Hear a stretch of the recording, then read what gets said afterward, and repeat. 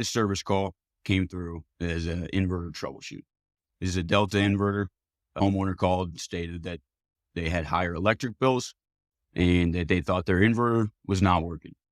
They were 100% correct. There's not a single light, nothing on the screen. Very indicative that the inverter is completely shut off. So there's a major problem in here. The homeowner was correct.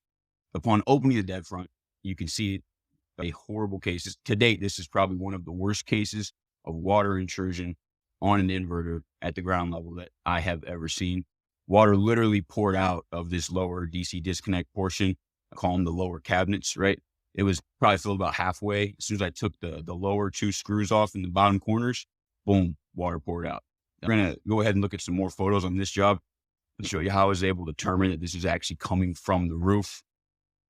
It came down to an issue with conduit and conduit fittings. So here's a little more of a close up of that lower cabinet here on the left. You can see we got us discussing the actual level of corrosion that this water was causing. I mean, wires completely disintegrated, terminals completely disintegrated.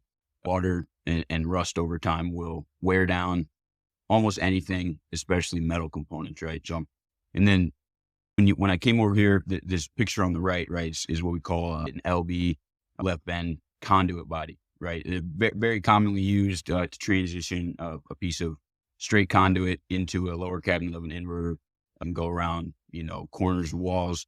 It's a outdoor rated conduit fitting. There's nothing wrong with it, but you can see at the bottom of that LB where that water was also pooling. It's very clear. And this is the raceway or the conduit coming directly off the roof. And with the rust and the corrosion sitting in the bottom like that, it's very clear that is where the water was coming from. It was coming off the roof, running down this raceway and pouring into that lower portion of the inverter. So that's like, okay, obvious right then and there. This is a rooftop raceway installation problem. So again, all that water that we saw going into that inverter is a result of, in this case, the improper conduit fittings. Now let's talk a little bit about conduit